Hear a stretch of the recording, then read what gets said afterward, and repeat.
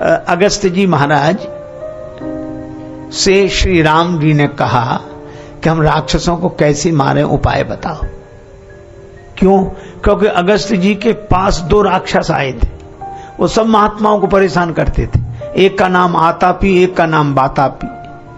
सो आतापी जाए तो निमंत्रण, महाराज हमारी कुटिया पर प्रसाद पाओ।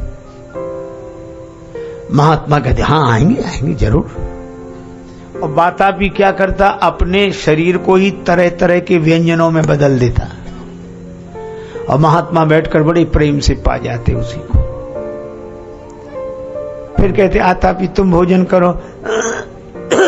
आतापी कहता अपने भाई को बुला, वहां बुलाओ भैया बातापी। तो बातापी साधु के भीतर से बोलता अभी आ रहा हूं। और वो घबराएगी और साधु का उदर चीरते हुए बाहर निकले। कई साधु मार डाले। साधु ने अगस्त जी से शिकायत की। अगस्त जी बोले अब की बार बुलाने आवे हमारी कुटिया बता देना। ठीक, आया बुलाने। अरे हमारे गुरुजी को ले जाओ। तो बड़ा खुश हुआ कि अब की बार तो गुरुजी जा रहे हैं। अगस्त जी के पास गया। अगस्त जी का महाराज आज हमारे यहाँ भोजन। अरे हम तो तुम्हारा इंतजार ही कर रहे थे। जरूर। दोपहर को चले गए।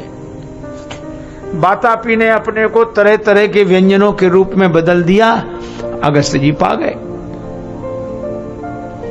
अब आतापी से कहा तुम भी भोजन करो। आतापी बोला भाई को बुला। हाँ प्रेम से बुलाओ।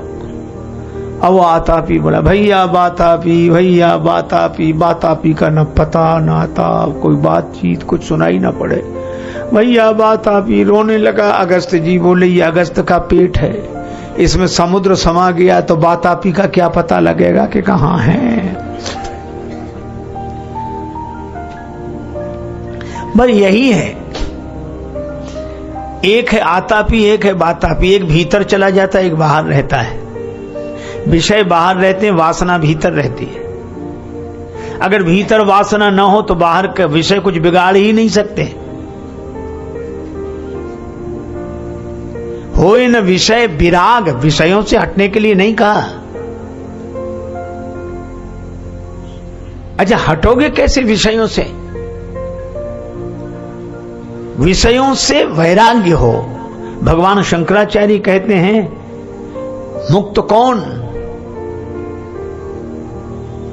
बंधा हुआ कौन, बद्धो ही को। तो उत्तर मिला यो विषयानुरागी, जो विषयों का अनुरागी है वही बंधा हुआ है, बद्ध है। भीतर की वासना अगर मिट सके तो बाहर के विषय कुछ नहीं बिगाड़ सकते। और जैसे ही बाहर का विषय भीतर की वासना को बुलाता है तो भीतर की वासना माने बातापी संत का उदर चीरते हुए बाहर निकलते, माने सारी साधुता नष्ट करते हुए बाहर निकलते। ये 2 शत्रु हैं। तो अगर भीतर वाले को हम शांत कर सकें, हमारी वासना उपासना बन जाए, तो बाहर के विषय हमारा कुछ नहीं बिगाड़ सकते। फिर तो जैसी जंगल में शांति है वैसी दंगल में शांति है, क्योंकि भीतर कुछ है ही नहीं। मैं आपसे चर्चा कर रहा था कि विभीषण जी यही कहते हैं कि महाराज ये खल हमारे ही भीतर रहते हैं। अच्छा इस पर अगर गंभीरता से सोचें तो ये बात सही लगेगी। हम संसार को तो बेकार दोष दे रहे हैं। चलो एक आदमी से चिढ़ होगी, उसे छोड़कर चले जाएंगे, दूसरा आदमी फिर मिलेगा तो हो सकता है उससे फिर चिढ़ हो जाए। तो आदमी तो आप बदलते रहेंगे पर चिढ़ तो वही लिए हुए घूमते रहेंगे। इसलिए भीतर, अच्छा भीतर की बुराई मिटे कैसे, वासना मिटे कैसे? विभीषण जी ने बहुत बढ़िया बात कही। तो हमने ये कथाएं सुनी स्वामी राजेश्वरानंद जी महाराज द्वारा। बहुत ही सुंदर तरीके से इन कथाओं का वर्णन उन्होंने किया है। उम्मीद है आपको ये कथाएं बहुत पसंद आई होंगी। अगर आपको ये कथाएं पसंद आई हैं तो चैनल को सब्सक्राइब कीजिए, वीडियो को लाइक और शेयर कीजिए, ताकि इस तरह की प्रेरक और हास्य कथाएं हम आपके लिए लेकर आते रहें। आपका बहुत बहुत धन्यवाद।